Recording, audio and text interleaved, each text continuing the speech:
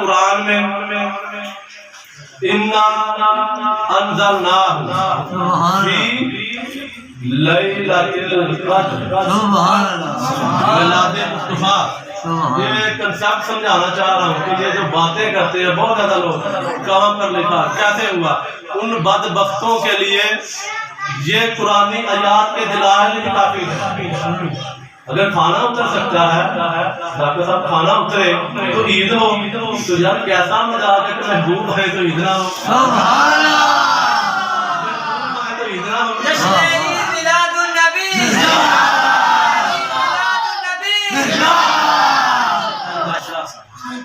اِنَّا أَنزَلْنَاهُ فِي لَيْلَةِ الْقَدْرِ۔ سبحان اللہ،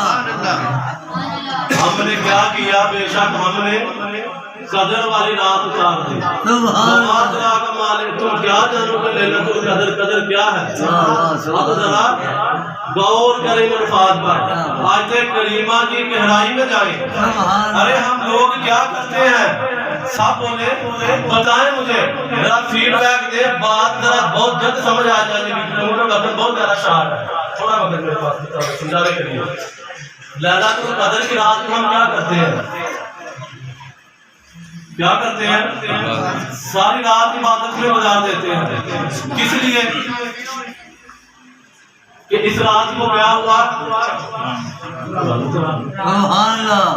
میری بات میں رکھیں، یہاں پر سب سمجھ گئے ہوں گے کہ میں کہنا کیا چاہ رہا ہوں۔ ہم ساری رات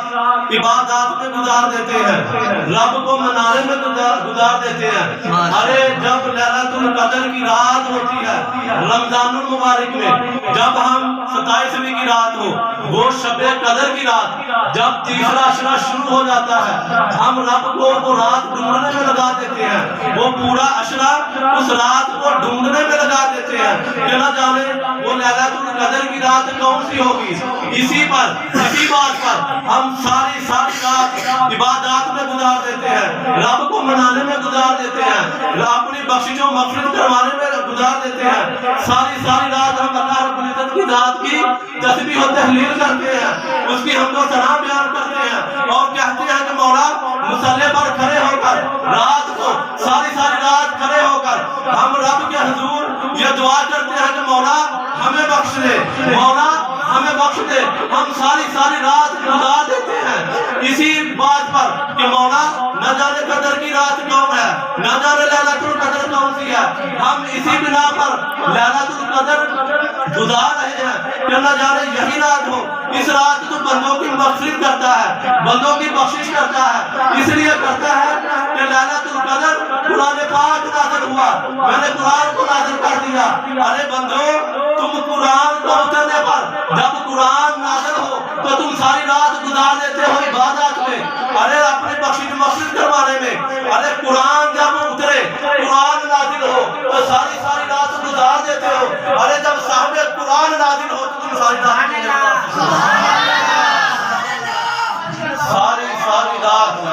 عبادات میں گزار دیتے ہیں کہ مولا کس لیے اس رات قرآن اترا ہے، ہم جاگیں گے، ہم اپنے رب کو منائیں گے۔ تو جس رات محبوب اترے وہ رات افضل ہو سکتی ہے، لیلۃ القدر افضل ہو سکتی ہے۔ ارے وہ تو قرآن اترا تو قرآن صاحب قرآن والے کی طرف تو آئے، اس رات کو کیوں نہیں گزارتے؟ محبت میں رات گزارنی چاہیے۔ یہ ہمیں ہمارے بدقسمتی سے کہنا پڑتا ہے، یہ عشق کی باتیں، یہ محبت کی باتیں، یہ لطیف نکتوں کی باتیں ہمیں نہ بتائی گئی، ہمیں الجھنوں میں الجھا دیا گیا، ہمیں مسئلوں میں الجھا دیا گیا، ہمیں شدت پسندانہ ماحول ہمارے اندر بسا دیا گیا، ہمیں بتایا نہ گیا کہ آقا کا مقام کیا ہے، آقا کی عظمتیں کیا ہے، آقا کا عشق کیا ہے، آقا کا ادب و احترام کیا ہے۔ جس رات قرآن اترے تو ساری رات گزار دے عبادات میں، رب کو منانے میں، اور جس رات محبوب اترے تو کیوں نہ سنی ساری رات رب کا شکر ادا کرے، رب کی حمد و ثنا کرے اور شکرانے کا نفل ادا کرے जो हमें जहालतों से निकाल कर नूर की तरफ ले आया, जो हमें जहालतों से निकाल कर नूर की तरफ ले आया। अरे जहालत दूर हो गई, अंधेरा छट गया, रोशनी आ गई, महबूब के आने से रोशनियां आ गई। और वो महबूब, ऐसे महबूब, अब बस अदब जाओ पहले रब से दलीलें मांगो, जाओ हमसे उलझने वालों पहले अपने रब से उलझो। अरे हम पर फतवे लगाने वालों, महबूब की आमद पर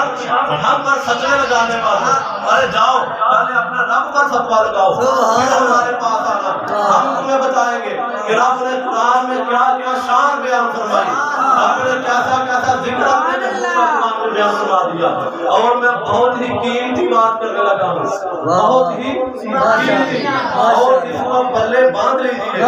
ये सारी गुफ्तगू का हासिल होगा, हासिल गुफ्तगू होगा। बात सिर्फ एक ही जुमले में, कलमा पढ़ने वाले, कलमा पढ़ने वाले, कलमा पढ़ाने वाले के मिलाद की खुशी पर दलील मांग रहे हैं। पढ़ने वाले, कलमा पढ़ाने वाले की मिलाद पर खुशी की दलील मांग रहे हैं। जैसा मजाक है, हम कलमा पढ़ने वाले हैं और कलमा पढ़ाने वाले उसकी खुशी पर, उसकी आमद पर, उसके मिलाद पर दलील मांग रहे हैं। कलमा पढ़ने वाले मांग रहे हैं, क्या सा मजाक है। अरे रब का जो मुकाम वो किसी और का नहीं हो सकता, और जो मुकाम मेरे महबूब का वो किसी और का नहीं हो सकता। अरे अगर आप महबूब का मुकाम जानना चाहो, महबूब के अदब की हद को जानना चाहो, तो महबूब के अदब की हद ये है कि सारी हदें तोड़कर महबूब खुदा से मोहब्बत की जाए, खुदा से इश्क किया जाए। रब ने कुरान में फरमाया, दूसरा पारा आयत करीमा नंबर 2, कि महबूब वो जो पहला काबा था हमने इसलिए बदला कि हम परख सके, जहाँ पे कुरान उठाए जाते हैं, आप सामने बात नहीं, परखना चाहते थे महबूब कि कौन आप पर मुकम्मल ईमान लाता है और कौन उल्टे पाँव फिर जाता है। जब आका अलैहिस्सलाम मदीना शरीफ हिजरत करके चले गए, तो आप जो किबला अव्वल था, अभी ये जो खाना का जिस तरह हम रुख अपना करके नमाज अदा करते हैं, उस काबा का भी हुक्म नहीं आया था। बैतुल मक़दस जो हमारा किबला अव्वल है, उस तरफ आका अलैहिस्सलाम अपना रुख अनवर करके नमाज अदा किया करते थे। और आका अलैहिस्सलाम को बहुत ज्यादा मोहब्बत थी, आपके दिल की ख्वाहिश थी कि मौला ये जो काबा जिस मक्का में मेरी पैदाइश हुई, जहाँ मैं पैदा हुआ, मौला इस काबा को मुझे वापस लौटा दे, मैं सजदा इस तरफ करना चाहता हूँ, अपनी जबी इस तरफ झुकाना चाहता हूँ, इस काबा को बाबरकत बना दे। तो आका अलैहिस्सलाम की ये ख्वाहिश थी। अरे इश्क पूछना हो, अदब पूछना हो, आका अलैहिस्सलाम ने तो सहाबा कराम से पूछे, अरे नमाज़े ज़ुहर हो रही है, नमाज़े ज़ुहर हो रही है, आका अलैहिस्सलाम बैतुल मक़दस की तरफ नमाज अदा जमात करवा रहे हैं। जमात के दौरान हुक्म आ गया, क्या महबूब का महबूब हम नमाज के दौरान आपका रुख अनवर बार बार आसमानों की तरफ उठता हुआ देख रहे हैं। महबूब जो तू चाहता है हम उसी काबा को तेरी तरफ लौटा देते हैं, उसी काबा को तेरी तरफ फेर देते हैं। अरे नमाज हो रही है, नमाज हो रही है, और हुक्म आ गया। आका अलैहिस्सलाम ने नमाज सफों को चीरते हुए, अगर मदीना शरीफ में जाए तो वो रास्ते दिखी बनाता है, साहब से अच्छे तरीके से इसको ब्रीफ कर सकते हैं। वो 2 किबलों वाली मस्जिद, यहाँ से अगर मैं जमात इधर को करवा रहा हूँ तो मुझे हुक्म हो कि नहीं भी इधर को नहीं, आप इधर को करवाएं, इधर जमात करवा रहा हूँ तो सफे चीरते हुए आका अलैहिस्सलाम सफे चीरते हुए इधर से रुख अनवर को पलटा और रुख अनवर खाना काबा की तरफ आपने मोड़ दिया। नमाज भी अदा हो रही है, نماز بھی پڑھی جا رہی ہے، صحابہ کرام بھی دیکھ رہے ہیں کہ ہیں ان کو کیا ہو گیا، ارے وہاں پر بہت ہی باری گری تھی، وَإِنْ كَانَتْ لَكَبِيرَةً إِلَّا عَلَى الَّذِينَ هَدَى اللَّهُ، محبوب آپ کے پیروکاروں پر، آپ کے صحابہ پر، آپ کے محبین پر بہت زیادہ باری گری تھی، وَإِنْ كَانَتْ لَكَبِيرَةً إِلَّا عَلَى الَّذِينَ هَدَى اللَّهُ، آپ سے جو محبت کرنے والے تھے، آپ کے جو صحابہ تھے وہ کہہ رہے تھے، عقل ان کی کہہ رہی تھی کہ کعبہ ادھر ہے، ارے محبوب نے رخ انور ادھر کو کیوں موڑ لیا، عقل کہہ رہی تھی کعبہ ادھر ہے، رب کا کعبہ ادھر ہے، نماز ادھر کو ہوگی، لیکن عشق کہہ رہا تھا محبوب نے رخ انور موڑ لیا، ارے جدھر محبوب ہو گئے کعبہ بھی ادھر ہو گیا، وہاں عقل اور عشق کی جنگ شروع ہے، عقل کہہ رہی ہے کعبہ کی طرف مڑو، عشق کہہ رہا ہے محبوب کی طرف مڑو، ارے رب نے قرآن میں فرما دیا کہ محبوب آپ کے صحابہ کامیاب ہو گئے، مبارک ہو آپ کے صحابہ کو کہ میرا کعبہ چھوڑ کر انہوں نے آپ کے دامن تھام لیا، انہوں نے آپ کے قدموں کو پکڑ لیا، انہوں نے آپ کے دامن کے ساتھ آپ کے دامن کو مضبوطی سے پکڑ لیا،